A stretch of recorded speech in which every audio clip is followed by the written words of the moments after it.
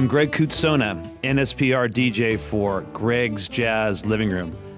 And I'd like to introduce you to Jean Chaumont, guitarist extraordinaire.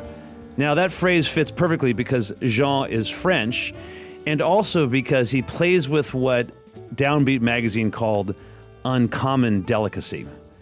In the year that The Beauty of Differences was released, jazz journalist Bill Milkowski listed it as one of the top 50 recordings of that year in such august company as Wayne Shorter, John Scofield, Marcus Miller, and Chick Corea, who also released recordings that year.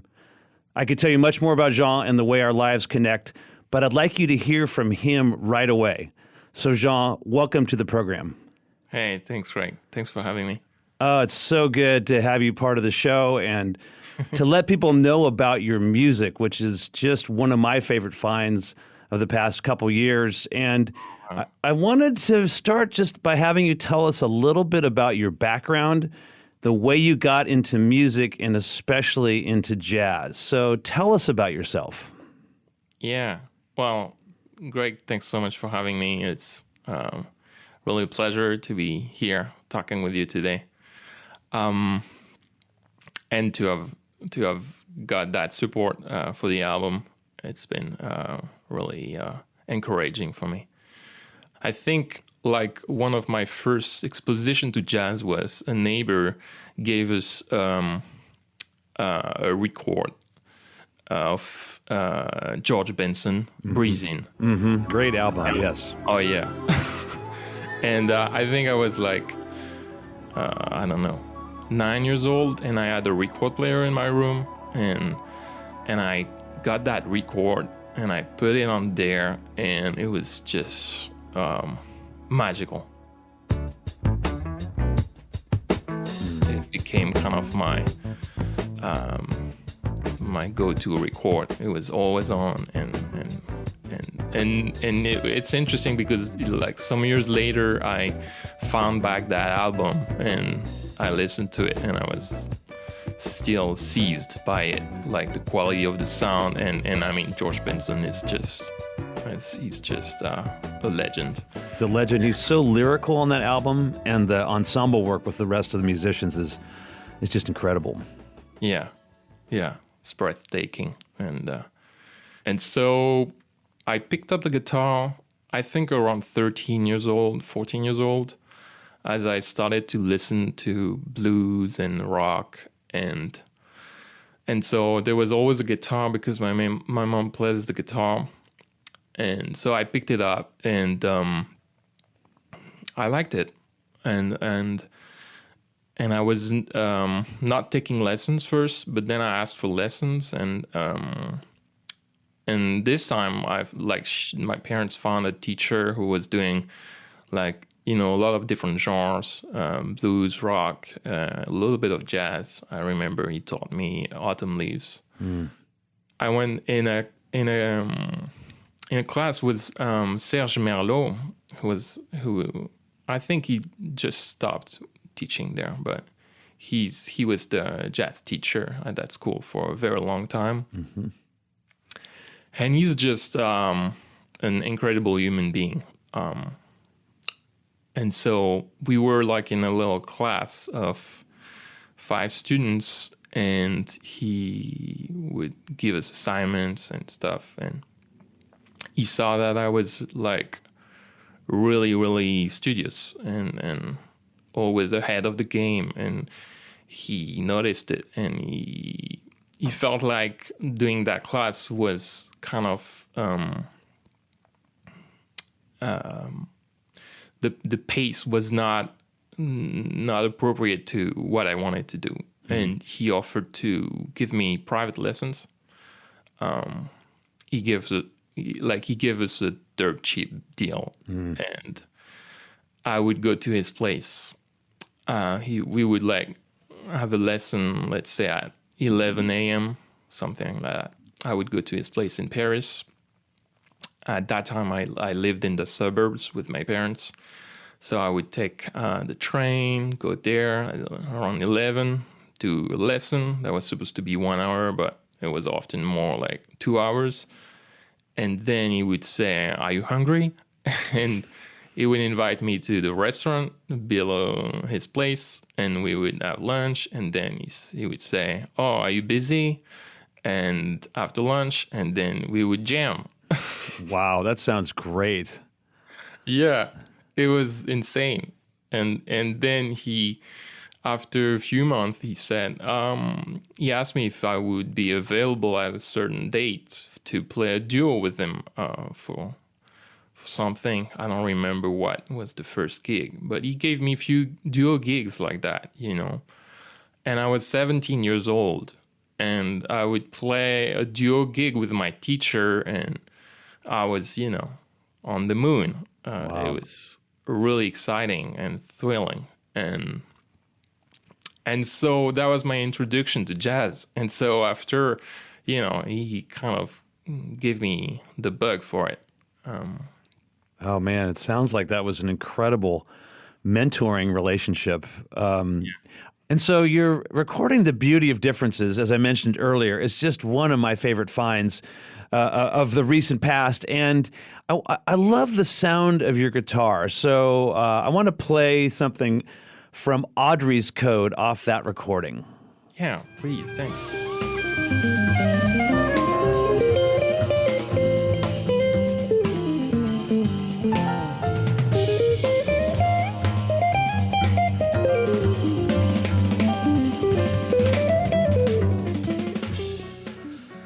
So, I mean, that's some that's the reason you get the moniker Guitarist Extraordinaire. But also, tell us a little bit about, first of all, the guitar and the way you get that sound. And if there in that are any other guitarists you look to when you've created the sound that you have on this incredible recording.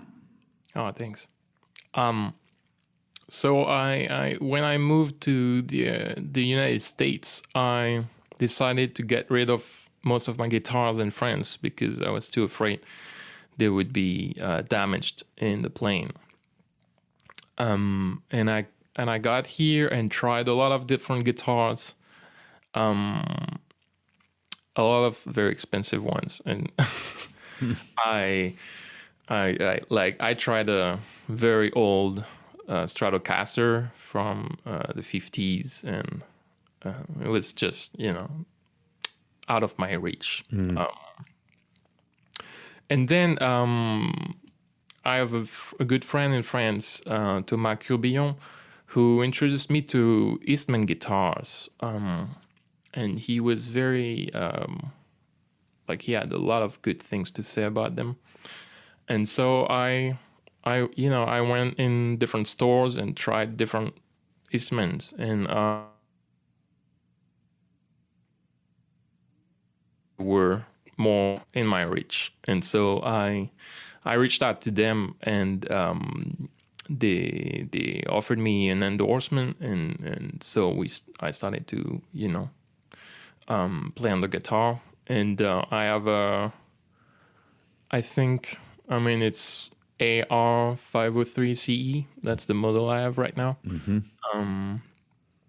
And so I mic it too because I really like the acoustic sound of it. So I try always to do a blend whenever possible of the pickup, and that's going to be amplified with an electric guitar amplifier and an acoustic pickup to get the acoustic pure acoustic of the guitar. Right, and that's what makes your sound, to me, really interesting. Is it has almost an acoustic feel at times, and then it'll sometimes sound more amplified. I assume you're moving in between your different inputs and your recording and so on.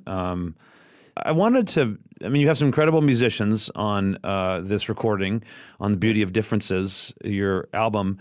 And I wanted to ask you about one of your co-writers, Tierney Sutton. I believe she's been nominated for 8 Grammys, picked up a couple along the way. Amazing singer. Yeah. And you co-wrote with her the song "Prayer for Creation." So I want to play for you just a piece of that now.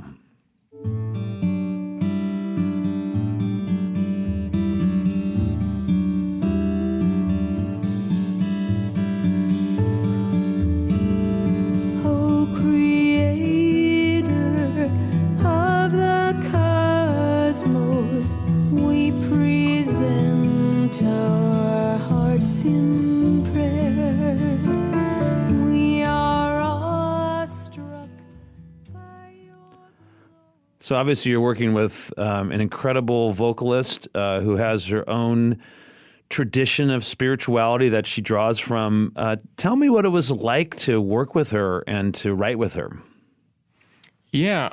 So actually, she just sung the lyrics were written by a lady named Katie Yost. Mm-hmm. Okay. And the melody is like from way back. It's from the Sacred Harp edition. I forgot the composer of it. But it's a melody that's been used in, I think, like maybe 5 or 6 different hymns. Right, right. So I just rearranged it. And so what happened is that Serge that we talked about earlier, my first guitar mentor, he married Tierney Sutton. Oh, okay. I felt like those lyrics were really online with the theme of the album. And so when I saw those lyrics, I thought immediately about Tierney. Because yes, as you say, she is a very spiritual person, and with Serge they share the faith in the Baha'i religion, and I know that this is like the earth, and taking care of the earth is like a very big burden. And that I share with them, among many others. And so I reached out to her, and she was, very excited to do it. And unfortunately, we weren't able to record in the same room because of her travels and she was touring. There was like maybe a very tiny little bit. There was a tiny chance that we would have been in the studio together, but it didn't happen. So we recorded, thinking she would, sing on top of it. So I think the artistic director Enoch sung a temp track, and then we sent the playback for her to record on the West Coast. Wow, that's a great story of relationships and of a connection that gives some, I guess, some background to the music. And one of the things about this recording, the beauty of Differences, your album, is there's a lot of subtlety. There's a lot, you can tell there are many different threads that you're bringing together, which is really beautiful. And I have so much enjoyed something that you've been doing in the past few months, at least to my knowledge, which is Jazz Vespers at Lake Forest Park Presbyterian Church in the Seattle area. And, I don't know if everybody who hears the show will know what a Vespers is, but it comes from a word that means evening, and it's an evening service, usually often on Sundays. And you do this once a month. One of the most profound was where there was a reflection, in fact, on the crisis we're facing with climate change and the need to care for creation. And then in the midst of that, you bring all of these amazing jazz artists. I believe one time you had a person who was recording from New York City, one from, I think it was Paris, at least somewhere in France, and somewhere in Texas or something.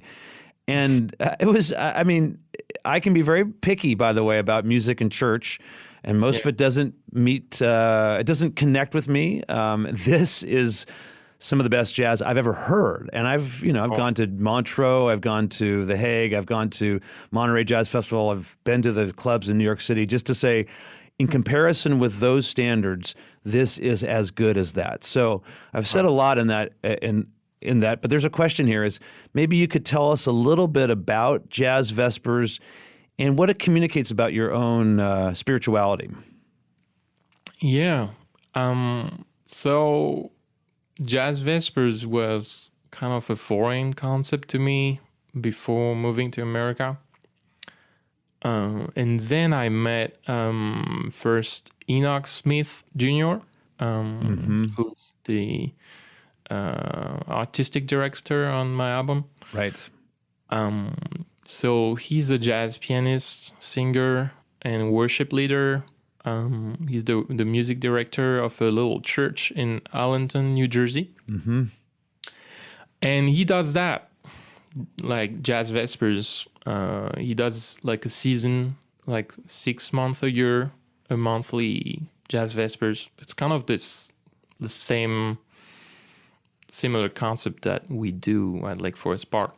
It's like mostly music and a little reflection to be like welcoming for anyone, people who know nothing about church and the Bible. They can just come, have good music, and hear something that can trigger questions and make them think about things that they might not have think of otherwise. And so Enoch does that, and he does it very well. And every month he has a different crew. And so, yeah, I was even invited once in one of them. And then I met also Ike Sturm through a network of Christian musicians called Crescendo. And I went to his Vespers too, and I was also blown away because, the quality is so high. And in New York, Enoch and Ike, they benefit from a pool of musicians that feels infinite. Yes, yeah.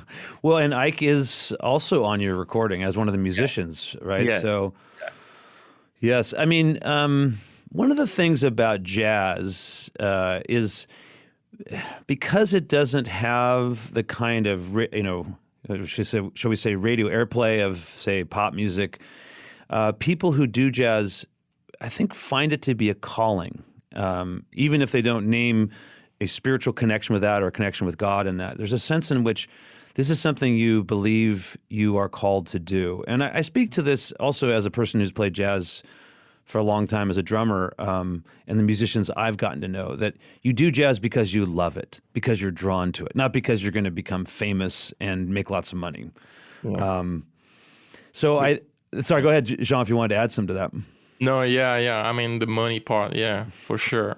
You're right on target. I was reading a study, and they were saying the average income of a jazz musician in America is like $30K a year. Wow, yeah.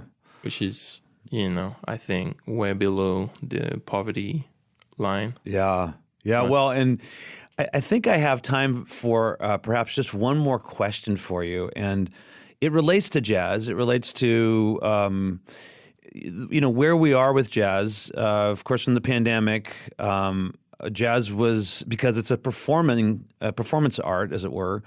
You need to have people to play with it, play for. It was really challenged, and I think one of the things Jazz Vespers did was to help keep jazz out there. And one of the things that I want to do with these interviews, to be honest, for my listeners at North State Public Radio, is to help them know about some of the musicians that are doing such amazing work. I want to begin by just playing a little bit of The Beauty of Differences, the title track off your recording, before I ask you a question. Okay, thanks.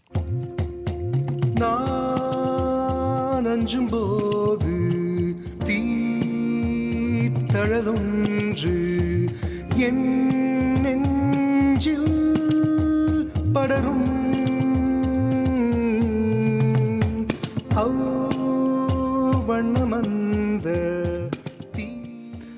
So that is, of course, the title track, The Beauty of Differences. And I know I'm going to mispronounce Vinod's last name, but it's something like Ganaraj. He recorded a memo for me. I think it's Nyanarajt. Good. Okay, thank you. I'm not sure. So you're bringing in some, in that case, Eastern influences, musical influences, your blending differences, which of course what I take to be the intent of the album. And I wonder if does that speak to some of the things that you want to contribute to jazz as a jazz guitarist? I mean, I like a lot of things. Kind of curious. I do, some film scoring and so I get to play out with lots of different genres I mean, it's being done all over the place. Like jazz musicians, they like to do that. I think to combine elements from different cultures and different genres, and I'm drawn to that too. Like, I mean, a lot of the wonderful musicians that I've been listening to, a lot of them are doing that. And so I just feel like I'm following that trend. In some ways, that's the trend of music and of jazz, and jazz particularly, I think, because of its creativity, has brought in other elements throughout its history. Jean, thank you so much for your music. Thank you for this recording, The Beauty of Differences. And I really appreciate your spending time with me today to let the audience know of North State Public Radio's jazz programs a little bit more about your music. Thanks again, Jean. Oh, it was really my pleasure. Thanks so much for having me, Greg.